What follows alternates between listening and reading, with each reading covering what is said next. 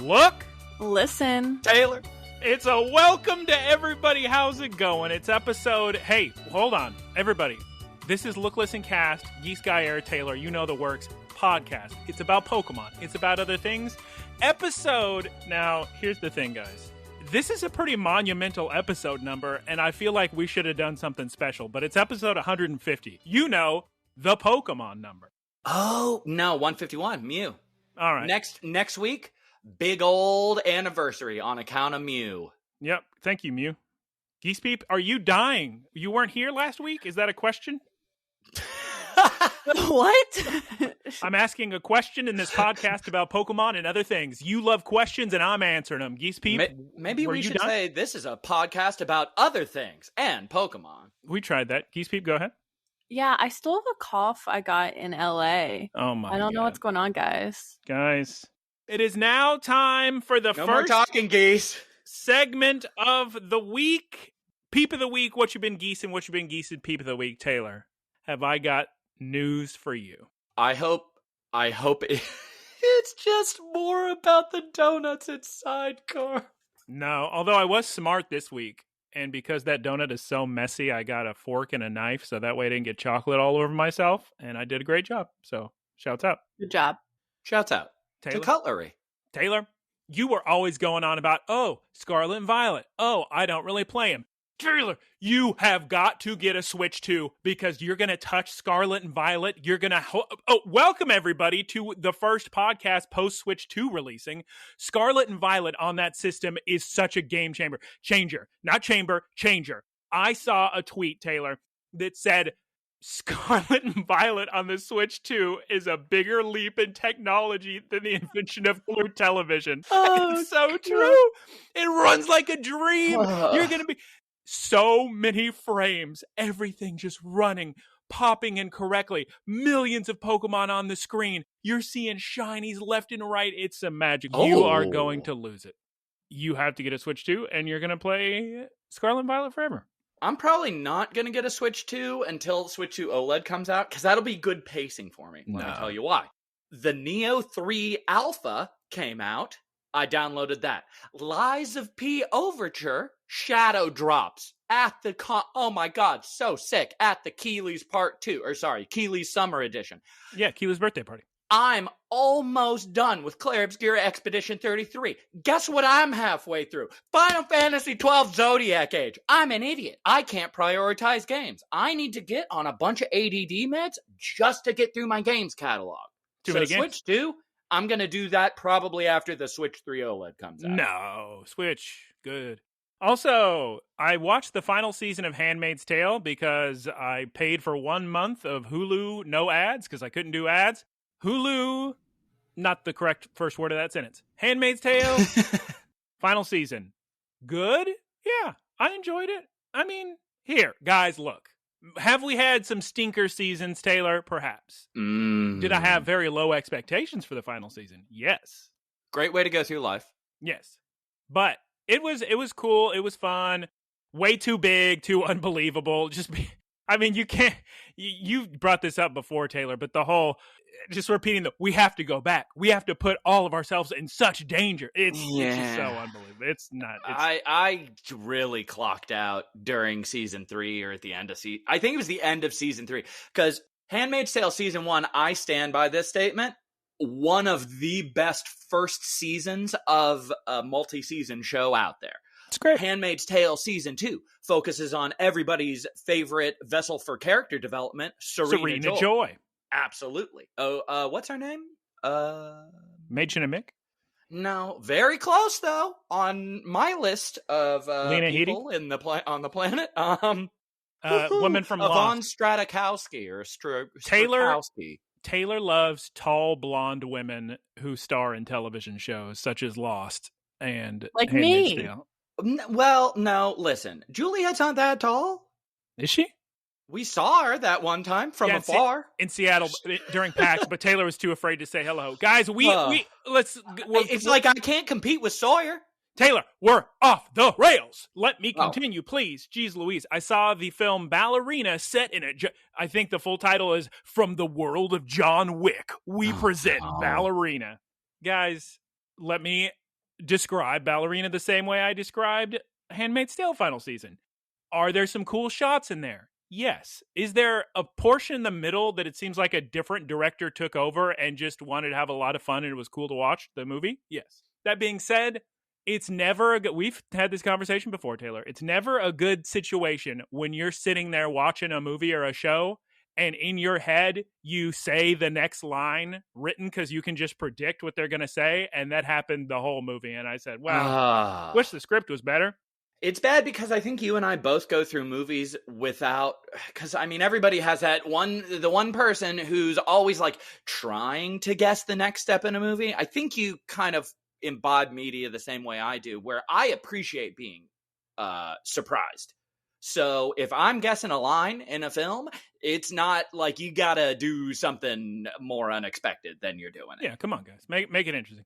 Also, my biggest problem with that movie is it's an origin story for this girl, yet halfway through the movie, she's a month into her training, and it's pretty much like she has the exact same skills as John Wick, and it's just completely unbelievable, and it doesn't make any sense.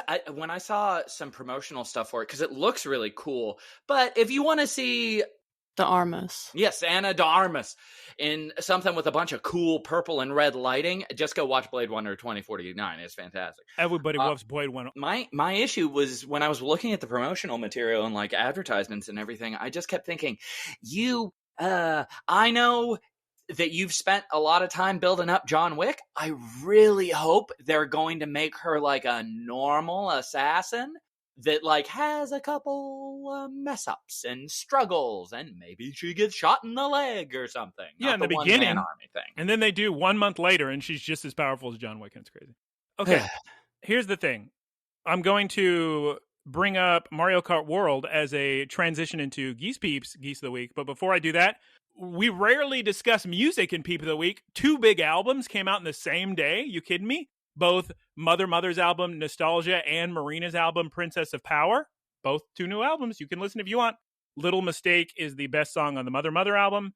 The Marina album, I'm not sure I can't say the word of one song, but it's very poppy.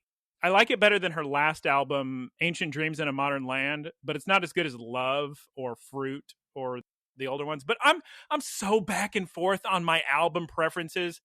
Because right now I don't even like Electra Heart, even though I loved that in the past. It depends on what day you ask me. I'm going to have a different opinion. Electra Heart is, what is that? Is that a genre? No, that's an album by Marina and the Diamonds.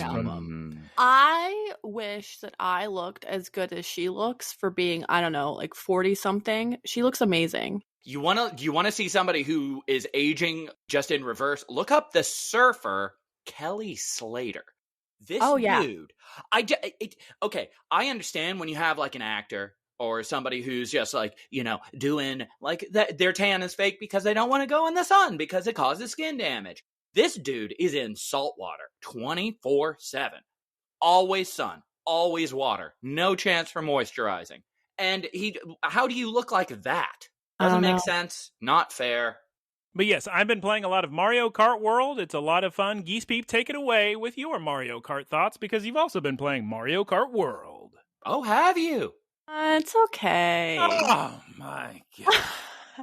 It's very funny because that's what I thought it would be. Go on, Geese. It's kind of boring. I don't know. And I don't know if it's because the first time I played it online with Michael, but there's like no tutorial. And I'm kind of feel like, I don't know.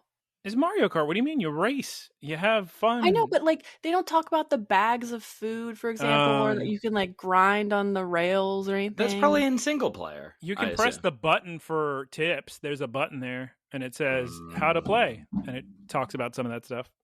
I just feel like it needs more of the tutorial that Super Mario Odyssey had. You played Super Mario Odyssey? Yeah. News to me. It's her top 2 favorite games. I didn't know she was into 3D Marios. Not really.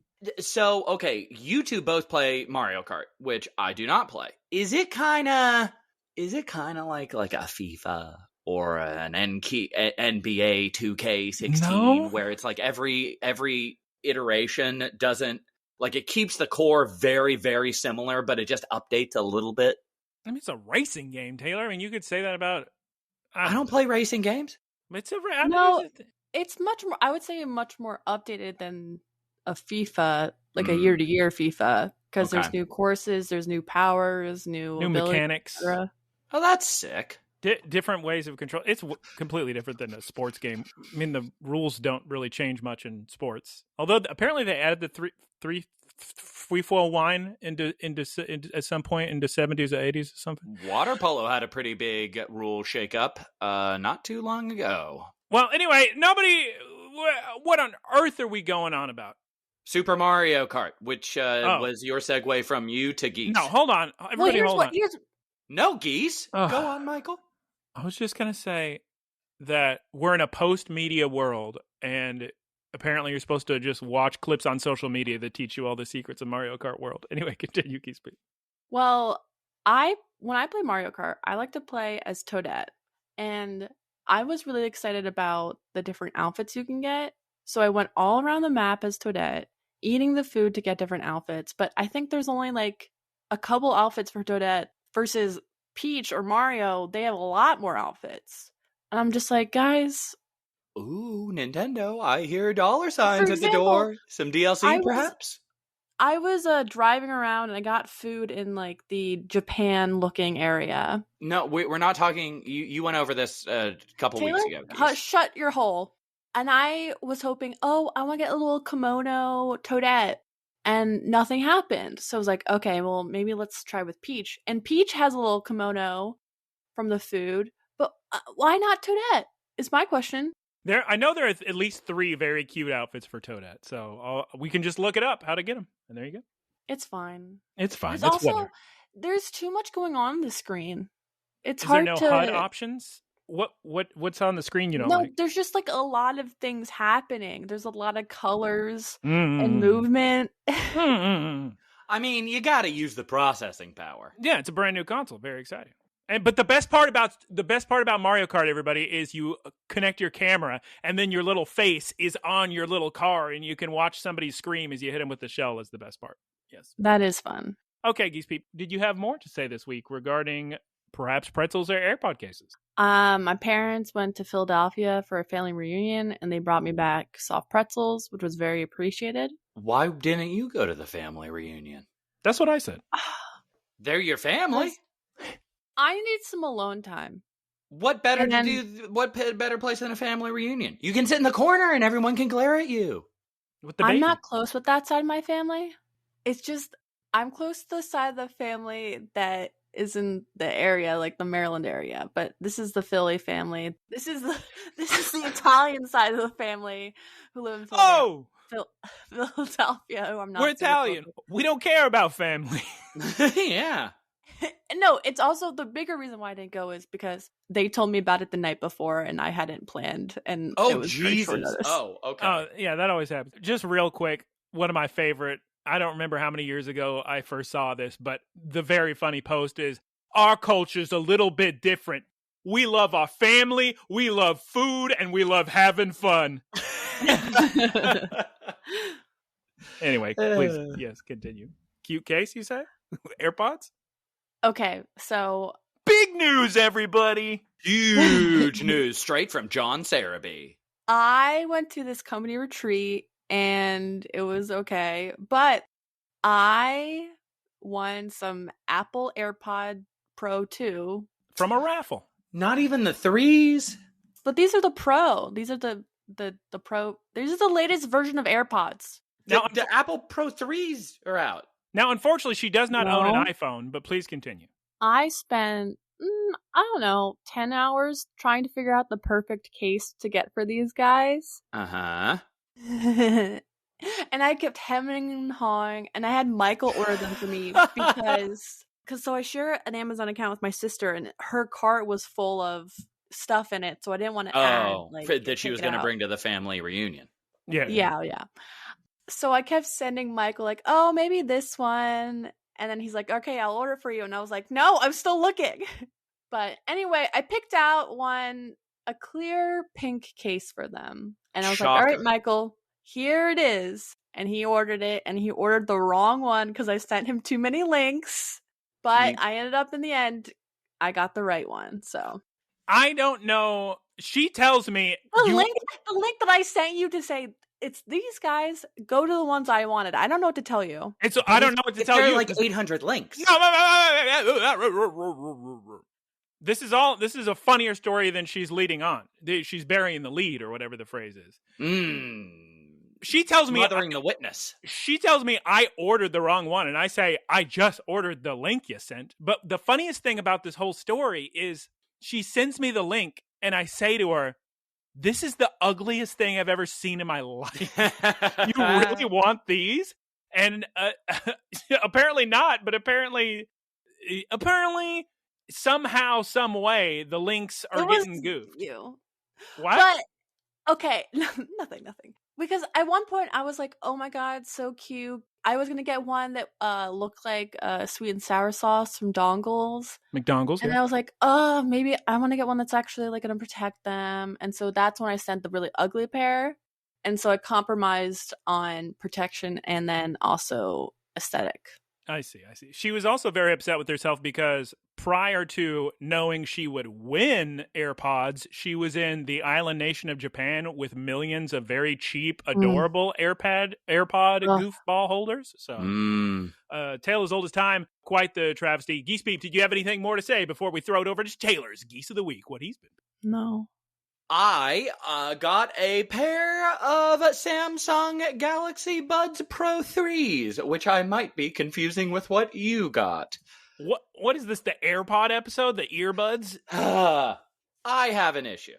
That issue is that I'm pretty sure I left my old Samsung Galaxy Pods in the rental car that we got in San Francisco / Trinidad. Oh my! And yeah, I was very upset. So Guncan and Tobago.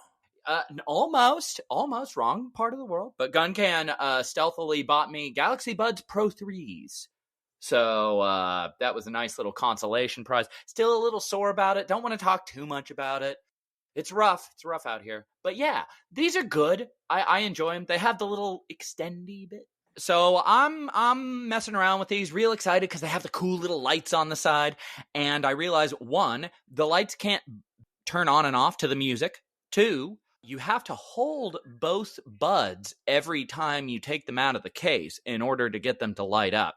And 3, when you turn on the lights and you start walking to the gym, you realize you look really silly and you immediately spend 10 minutes standing outside of the gym with everybody working out inside, just right in front of the door trying to turn the lights off. So it's fun for around the house.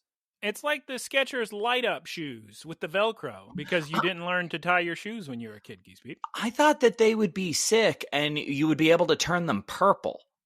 That would be sick.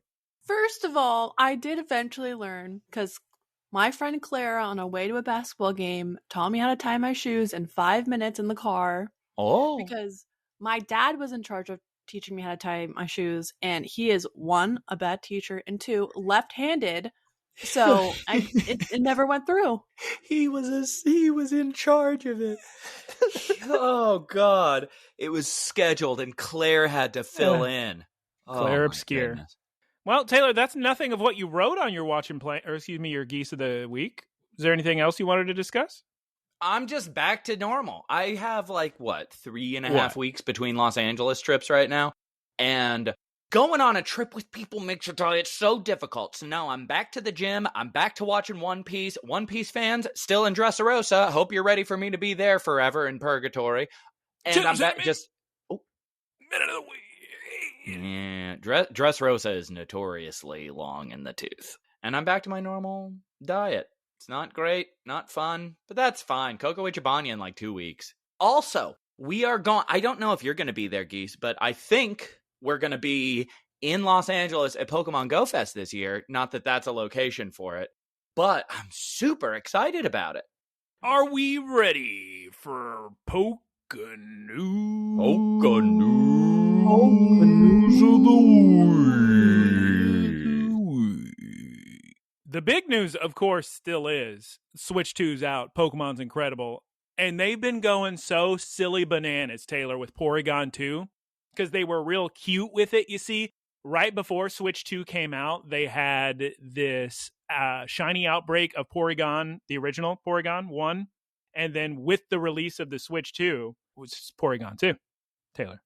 So Porygon 2. Porygon 2, they're going bananas wacky wild with it, Taylor. They've got Porygon 2 7-star Terra Raids, Porygon 2 distributions, Porygon 2 outbreaks. It's very funny and amusing. Sarah B has updated the Pokemon Go Community Day Classic on July 5th and July 6th focuses on Eevee. Now, this is probably wonderful news for most people. I have a billion shiny Eevees, so it doesn't really affect me. But this, if you don't have all the shiny evolutions, what a great event for you on July 5th and July 6th, because you can get one for Vaporeon, Jolteon, Flareon, Glaceon, Sylveon, Leafeon, etc. What's everyone's favorite shiny evolution? Well, she left, so Umbreon's pretty good. Espeon, Umbreon. Okay, and also, Taylor, Sarah reports that all Pokemon centers now throughout Japan have added medal stations to scan in Pokemon Home to get a commemorative medal. Sure hope they work, because when I tried to do that in Sunshine City with a bunch of Japanese people, none of them worked. So we were just standing there like a bunch of idiots. So hopefully that works. What is it? Does it give you like an enamel pin? No. It's a digital guy on your Pokemon. Oh. It's kind of neat. It's kind of neat. That, yeah, I guess. It is now. Who sees that, though, other than you? Well, you could ask the same question. Who sees your shiny living dex? You can screenshot it and post it in your favorite Pokemon Discord. Okay, It is now time to discuss an episode of Pokemon. Taylor, can you please tell us what happened last time on Pokes? Preferably in English, please. Previously on Pokemon, the gang got into a battle with Pokemon under the influence of Laqua. Oh my god! Geese Peep, can you please tell us the name of today's episode number 95 in Horizons Mega Voltage, in English? The Strong Sphere. Or in Japanese, and this is a funny one, Strongus Fia. So, good title. Good title. I thought that was your one-sentence synopsis of the episode, and I was like, Geese, that's so vague. Yes. She can be vague for one-sentence synopsis. Geese Peep, can we please hear your one-sentence synopsis? The gang got into a battle with Pokemon under the influence of Laqua. Episode 95. It's a big, guys, it is a big breakfast opening. And if you want to get me on board with your episode, you're going to show me a big spread of food or curry. And Geese Peep, it's us at Komeda Coffee. Are you kidding me? No. I wrote, oh my god, it's Michael and I in DC, the buffet breakfast. Oh, so sick. Shouts out to the Washington, D.C. breakfast buffet where Geese For the Peep boilerplate. Where Geese Peep held a bunch of food in her arms and walked backwards into another woman with a bunch of food in her arms. And food spilled everywhere. I still feel so bad about that. Taylor, I tried to apologize to the woman and give her free drink coupons, and she said, we're leaving tonight. So there's nothing that can be done. Oh, wow. She just... Oh, that's rough. Because that's not even like a don't worry about it.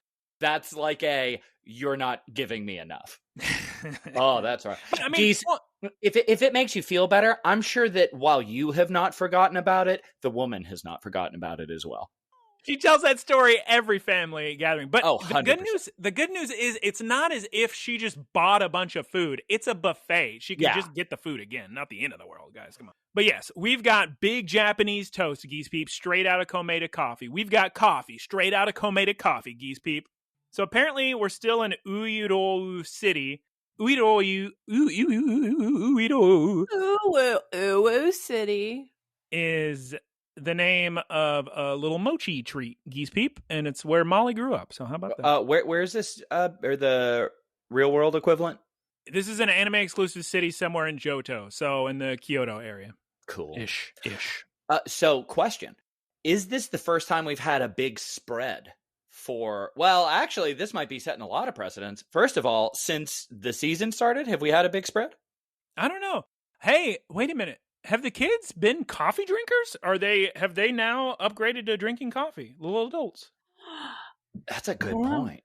They're on FaceTime with Dot during the morning sabisu. Anyway, Dot is done discussing breakfast. She says, I've done some research. That mysterious Exceed building from last week that you found in the forest, turns out that's an Exceed testing center. Ooh. And it was kind of sick because wasn't Roy conveying a lot of information right here?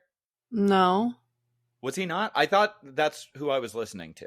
Well, they're making the Laqua spheres here, guys, and we get a little flashback of Vileplume, and I say this every week now, so somebody needs to start giving them music awards. The detective mystery thriller music they have in the background of this scene, fantastic. Music went hard this episode. Immediately following the wonderful music, hysterical animation of the bus driving up to the Exceed facility. I don't know if you noticed how many frames that bus was, but it was like 3. I was going to say it was like 2. It was like 3 lines drawn of this tiny little thing, 3 frames, and I was laughing. I was having a fun time, guys. Come on. So then the kids watch everybody walk off of the bus, and oh my goodness gracious, it's Ult, and he has a grimace on his face. Theme song? We're back from the theme song, and the kids are immediately caught by a guard. Oh no, are they in big trouble? No, he's just saying, guys, get in, hurry up. The big demonstration's going to start soon. Get in there.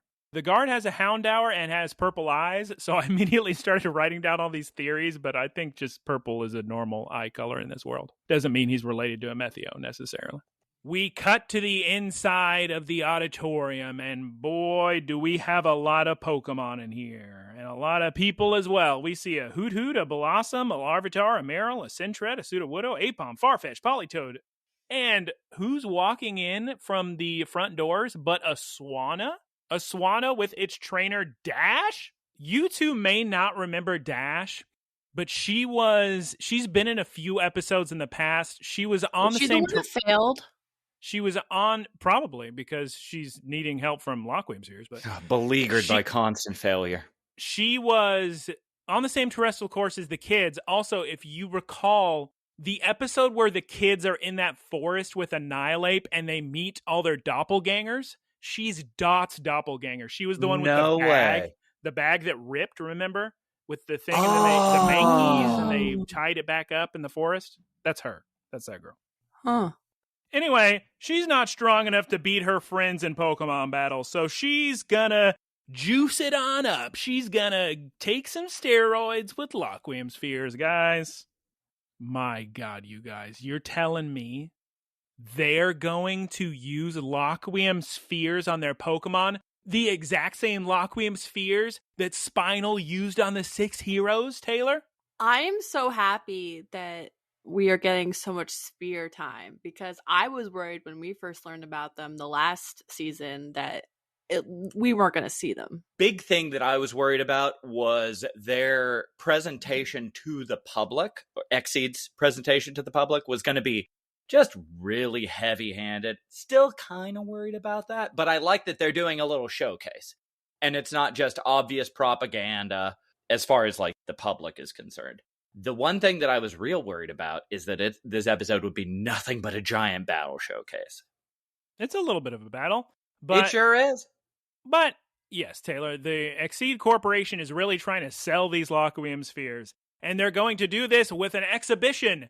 Dash, you're gonna battle against this flamboyant man's Electivire. Ooh. I was incredibly confused as to this person's role, because the person who has Electivire looks like so many different One Piece characters, and I was I don't know. I thought it was just going to be somebody really full of himself, but turns out it's just an Exceed employee. It's just his whole job is to lose to somebody using a Laqua sphere to show. It's like snake oil salesman tactics of, sir, would you like to try? That kind of thing.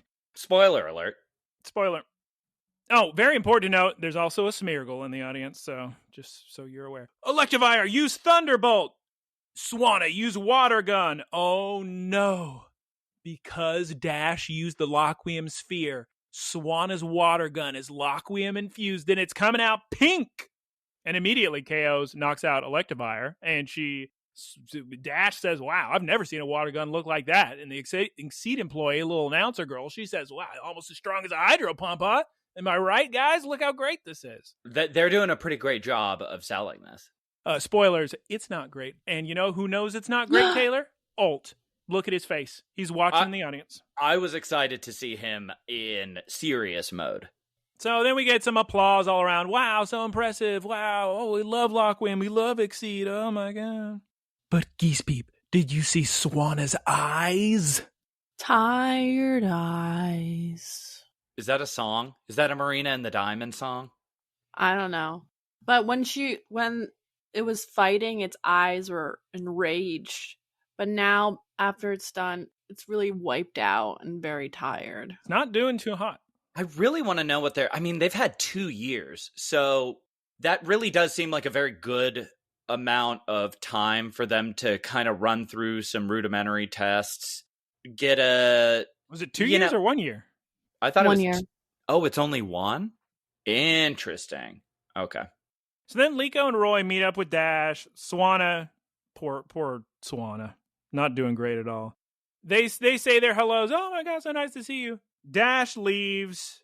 Roy now runs up to Alt to talk to him, and honestly, Alt is off, Taylor. His mood is not great. My first thought was, wait a minute.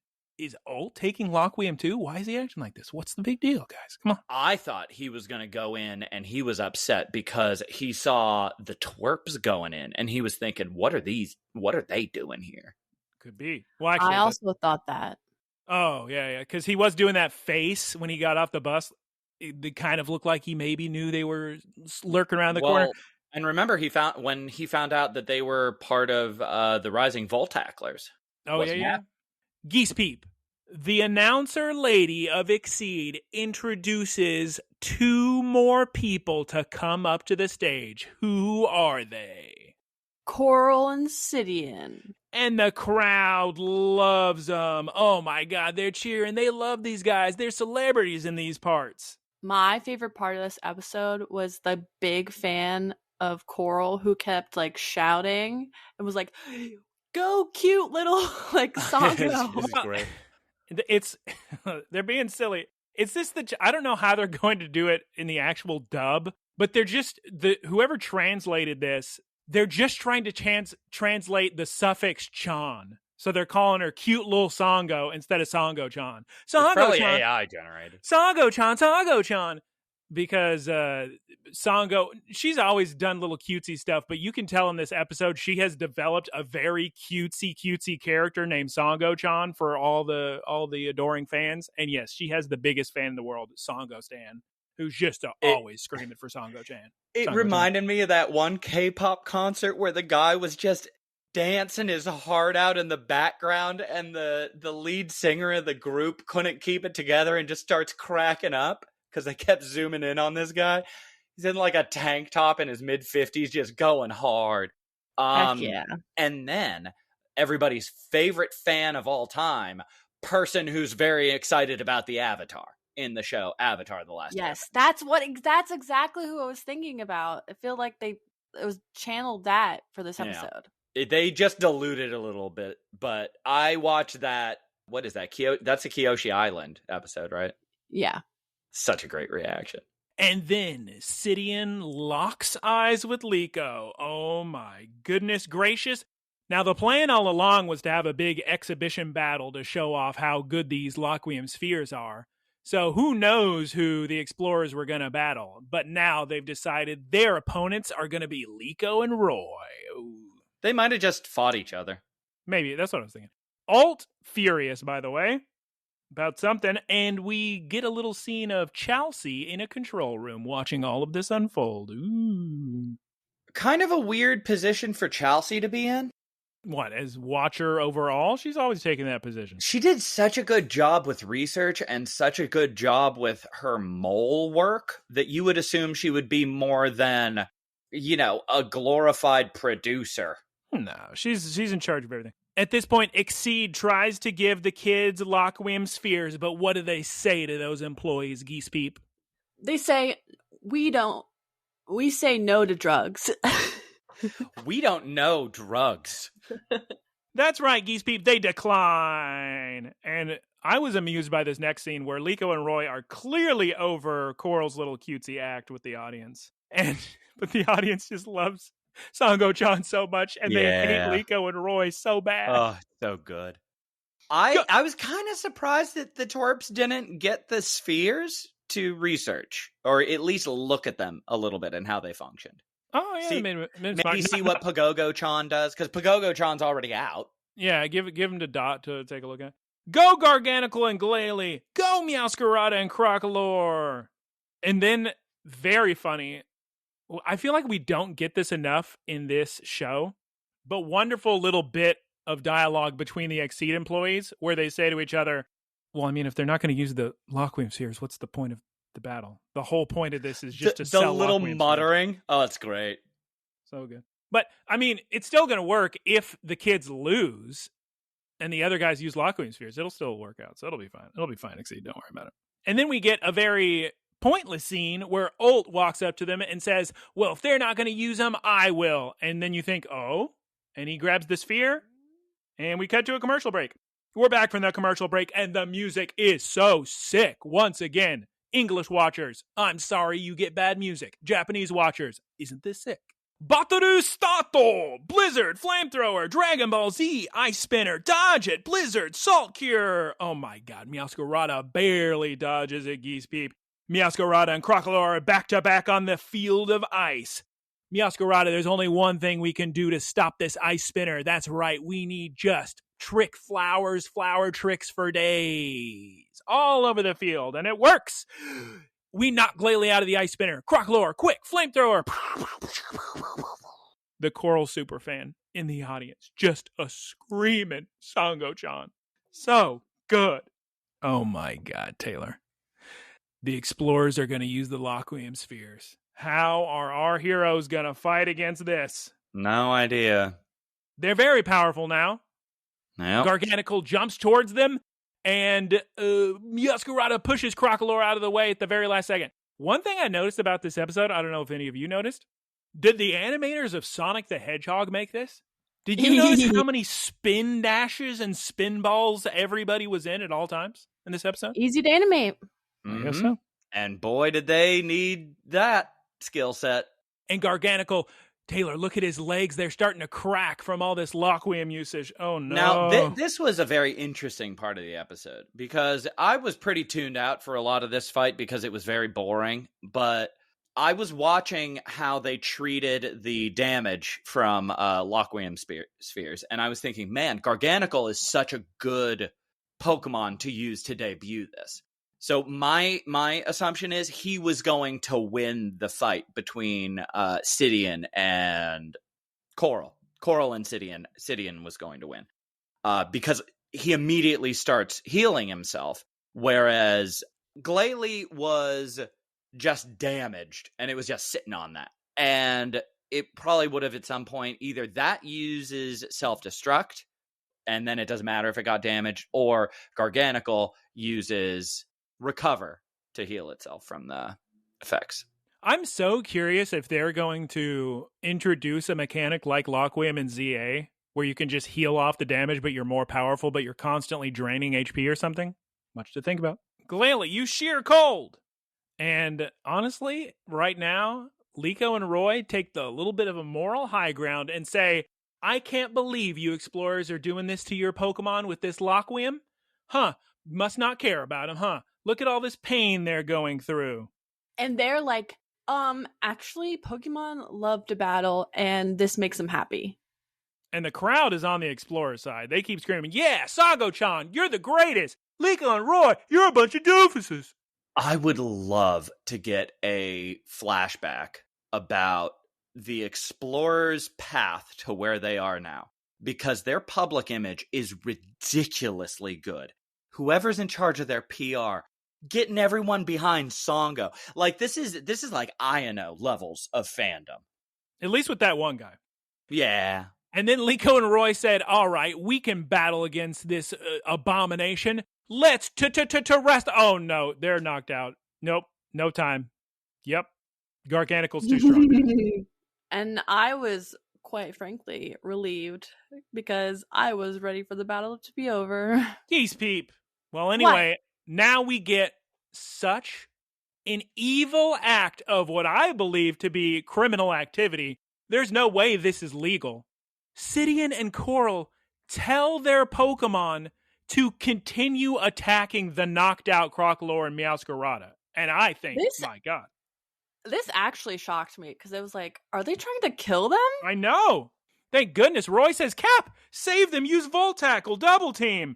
Oh, my goodness gracious. Cap's getting a little bit wobbly. Luckily, Taylor, a certain green-haired young boy, jumps in to save the day. Who is it? It's Alt. Did they change Alt's voice actor? He sounds a little bit different here. I don't know if it's just him trying to speak with confidence, but I thought, what is that voice coming out of his mouth? That doesn't sound right. I think he's just serious. Yeah, that's probably like real determined. And he immediately, Taylor, insults the explorers.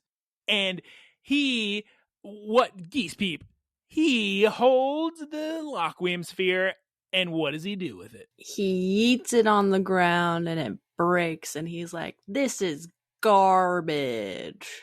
That's right. I don't need this piece of junk. I hate Laqua. I was sitting there thinking, what if he accidentally just unleashed a bunch of Laqua into the audience? I guess he's done his research and he knows that's not what's going to happen. He knows more than everybody else. Yeah.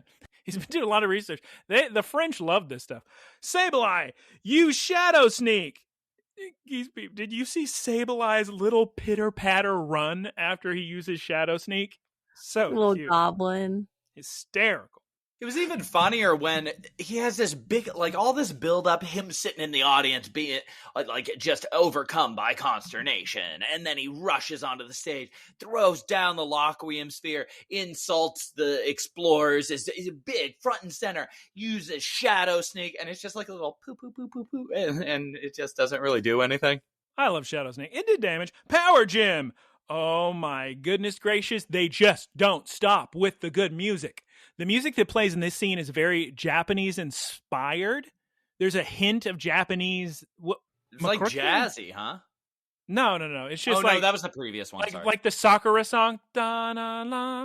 It's like certain parts of the piano you use for Japanese music. Anyway, doesn't matter. Like it's a key? I don't know. I'm not a musician, so it's either key or certain chords you use. But la da da da da na na na na na na na. Whatever that tune is, uses those. And then but it's still sick battle music. And Coral says that I've had enough of this nonsense. Glalie, you self-destruct. And my question to all of you is, for the past 150 episodes or past 95 episodes of Horizons, have I been saying explosion instead of self-destruct? Because those are two different moves. I think you've been saying self-destruct. Very similar moves. Self-destruct is less powerful than explosion, actually. So, what's to say? But I was just really disappointed. I mean, okay. So I'm of two minds here. On the one hand, the two explorers just coasting, not having to improve their battling, indicating that all of their battles are staged. Pause. No, they got stronger. They have improved quite a bit. That Liko and Roy mentioned that before they even used Laqua spheres, that they're much stronger. Right. They say it, but we don't see it. I see no evidence of it at all. Glalie literally was using a blizzard pre-Laqua sphere that was stronger than a flamethrower. Yeah, but I wish that they had different tactics. I wish they had maybe different Pokemon. That would be sick. No. I just didn't want to see the same Salt Cure self-destruct. Oh, I see what you mean. Well, anyway, thank goodness they put up the barrier to protect the audience from self-destruct. Chelsea presses the button that exists for that reason, specifically. Yeah. That's very funny that they keep her employed knowing that they have to have a barrier for the move that she uses all the time. She needs to stop using that move. And Chelsea declares that the event is over. Thank you, everyone. You can go home now. And again, very fun animation of the crowd just going, woo, yeah, the little guys and the little symbols. Whoever was working the background little guy detail this week, great. I loved it. Very cute. Lots of fun.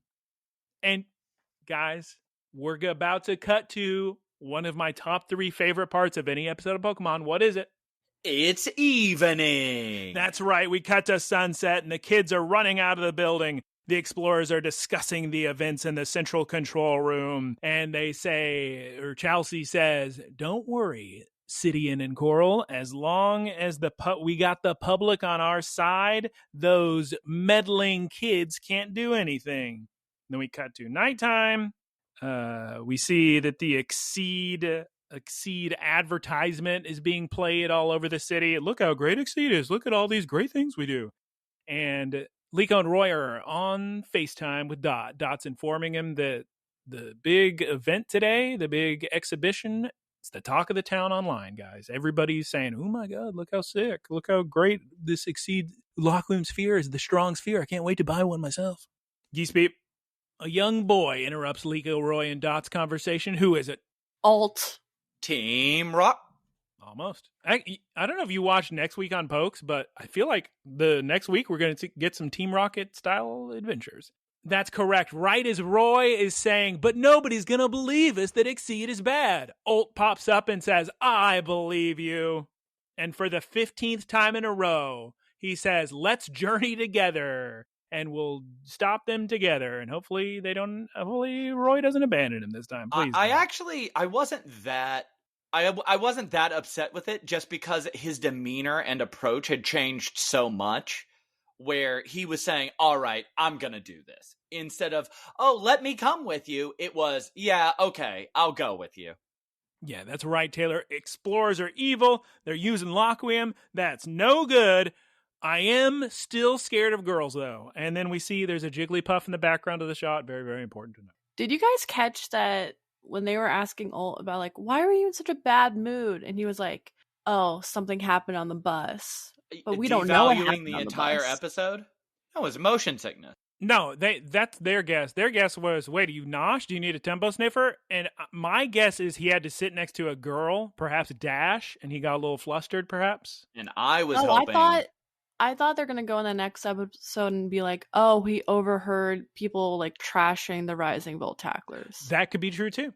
I would assume it would either be that or he was learning more about Lockwium spheres, because he went into this, presumably sight unseen, immediately grabbed a Lockwium sphere and said, this is bad. Here's what has happened, guys. At some point in the hiring for the storyboarders and the writers of this season of Horizons, they hire somebody at the beginning of Mega Voltage who says, guys, you realize we're doing a serialized program, right? You should be putting things in episodes that lead to something else in the next. So his first idea, of course, is have the trainers walking by mention Lockwium spheres. Have that come up later.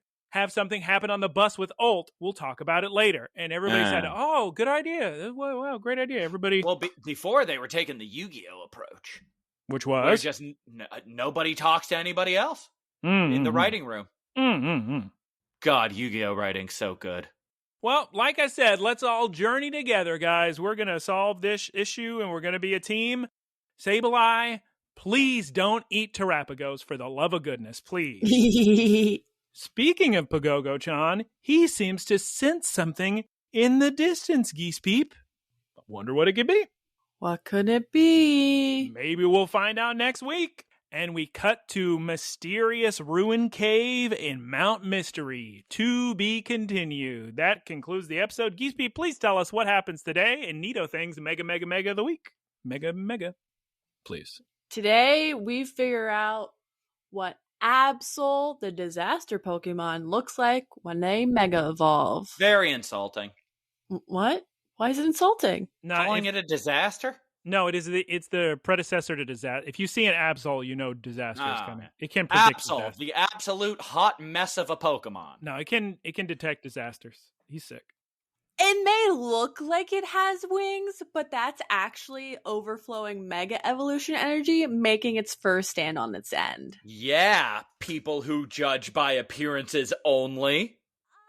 Yeah, and its attack and speed have risen sharply, so be careful when approaching it. We see Nidothing in the forest approaching Absol with a substitute doll, playing around like hee hee hee.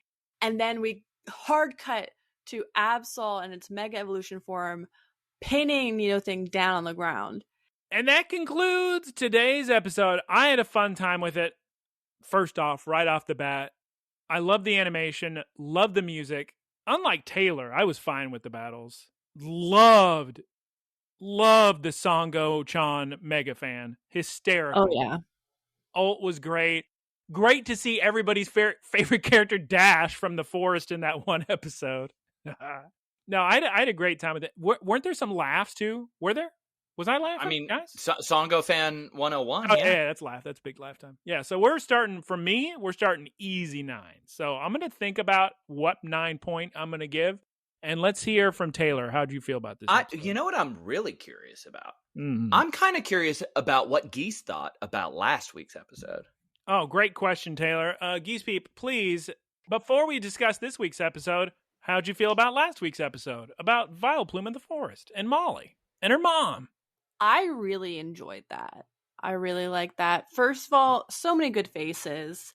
The mouse hole doing all of its fun little things. So cute. I also liked the story. And I liked how Molly acted like an adult when Liko and Roy invited her at the end. Like, hey, we can still be together. Like, come join us. No. You know, guys, I need to stay here for a little bit. But theoretically, if we were to get a ship again, we'll see. I like that a lot. That was a really good episode. I'm going to give that one an 8.5. 8.5, which is the lowest score out of all of us. Taylor gave it an 8.9. I gave it a 9.2. And now we're back to this week's episode. One of you can discuss how you felt. I like this episode a lot. My favorite part was the Sango-chan fan. That was great. I'm really glad that the people making the show are adding back goofs. We love the goofs. We do. And I think next week we'll have more goofs, if I'm to predict correctly, based on the evidence at hand. I also think it was smart of them to, I think, based on the vibe, to finally have Alt be with them full time. Because I think any more episodes with Alt popping up would have gotten too old. Well, we have a question about this. I'm going to go and read this question since it's so, or this comment since it's so pertinent. Yes, exactly. This is from Aditya Srijan again, and he says, if Ult pops up in every episode, it will get annoying. Just like Team Rocket sometimes made some really good episodes bad just because they wanted to catch a Pokemon. And he lists as an example, Ash versus Richie in the Kanto League is the best example. So we clearly have some people on both sides of the fence on this. I mean, I think that's just kind of sensibilities. And if they're if you overuse a gimmick, it's not a gimmick. So if you're using something that should be a gimmick as a key part of storytelling and it doesn't fit, and you're doing it just to put it in, I think that I don't know. It's not my favorite thing. So we may have one very disappointed viewer if Ult's going to be in every episode. I'm going to go and give this a 9.5. I don't have any complaints about the episode. Well, I think they were specifically talking about, if Ult did like the same thing where like pops out and be like, I really want to be in your crew. And they're like, oh no. Yeah. Like you had a lot of, I think that was a really common thing that happened in a lot of shows in like the 80s and 90s is you'd either have like a love interest who was always being hit on by a side character, or you would have one guy who was always trying to be part of the group or something like that. But it's like, the theme of almost perpetual but lighthearted rejection, and I agree that would get very grating if that was the same dynamic. His response is directly in reaction to me saying I wish Ult was in the episode he wasn't in. I don't remember who was on that episode, which one of you, but whoever it was, we were both saying, oh, there's no Ult in this episode. I wish there was an Ult. That's what he's referring. Okay, does somebody have a score or more to say about this episode? 8.3. Wow, so low. I like to keep them low. I do too. And then because at the end of the semester, I can round up. Oh, okay. I like keeping them kind of low too because I feel like if they're all high, did I enjoy anything? Taylor, have you talked about the episode? No. Okay, please. I liked many, many things this episode. I loved the intro. Kids drinking coffee. You had a very good point about them drinking coffee and being adults. I mean, it's been a whole year. They got the toast. I liked seeing Exceed's presence, how they've pivoted into, like, it's cool seeing a villain kind of get what they want, and then you see what they do with that. It's not just a dog chasing a car. It's like, oh, you have achieved your goals, and you had a plan for that. It wasn't just, I'm going to defeat the Avengers, and then you do, and you're like, well, that was all I had thought of. It's like, oh, and now I can do X, Y, and Z.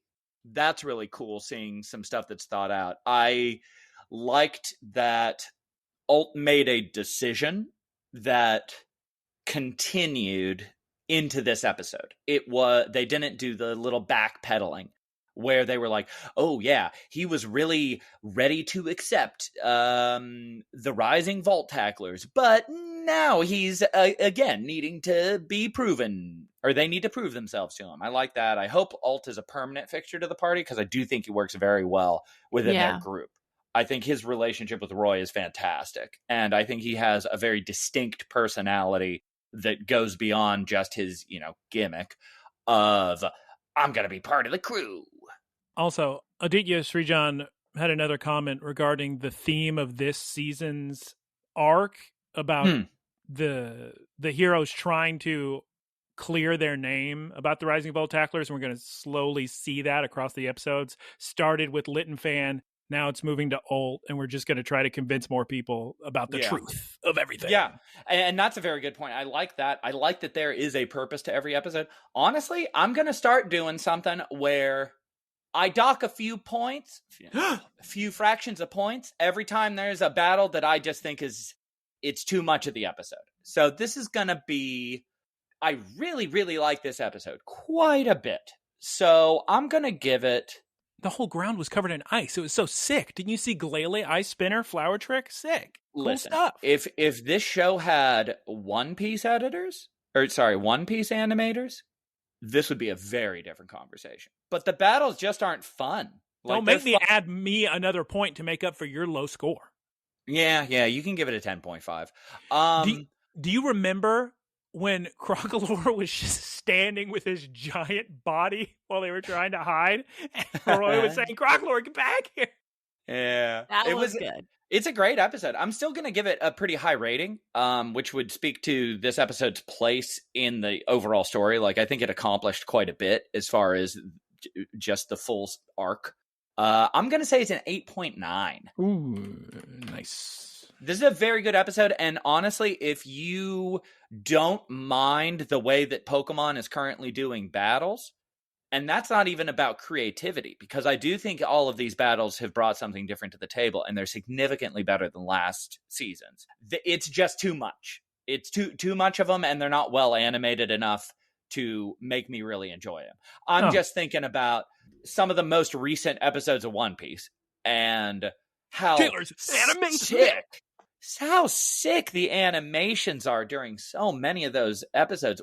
It shouldn't feel like I have to do my homework of, actually, this is going to kind of tie back into what I've been playing recently.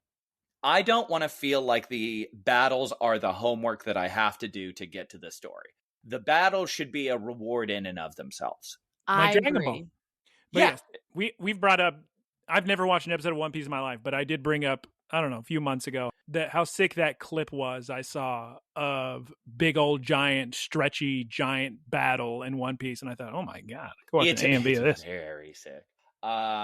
Actually, just to really quickly tie this back into what I've been playing Final Fantasy XII: The Zodiac Age has kind of reminded me of what games used to be in the RPG space, where you got to see an FMV.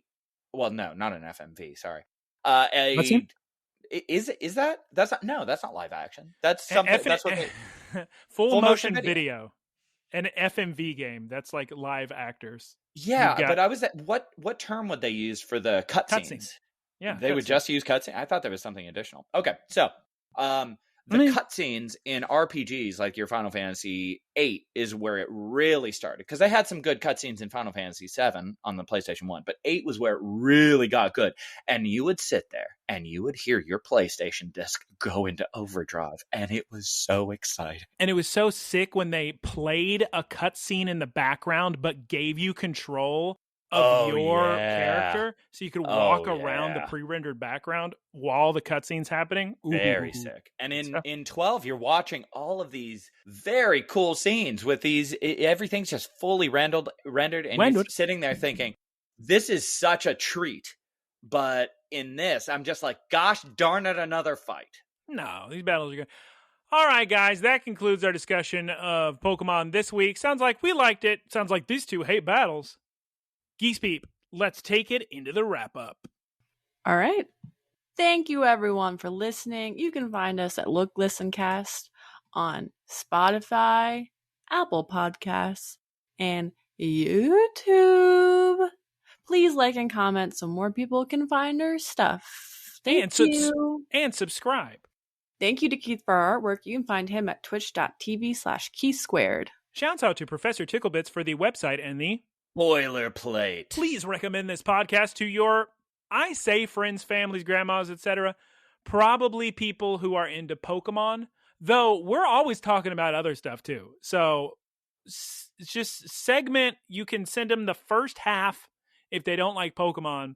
Send them the second half if they like the Pokemon anime, and then everybody wins. And please send your questions to looklistencast@gmail.com. It's time, once again, like every week, to say goodbye. I'm going to say goodbye. Taylor's going to say goodbye. Geese Peep going to say goodbye 5 times, actually. So yeah, that's going to work. Guys, Taylor, please, God, goodbye. Goodbye. Goodbye. Goodbye. That's one goodbye. Goodbye. More. Goodbye. And the last one. Goodbye. Howdy, y'all. It's me, Geese Peep. Thank you for listening to the Geese Peep Productions podcast. Geese Peep Enterprises, doing business as Peep Industries, together with its subsidiaries, is a diversified worldwide entertainment company with operations in media networks, talent management, parks and resorts, multimedia entertainment, and consumer products and interactive media. Geese Peep Enterprises is a Dow 30 company.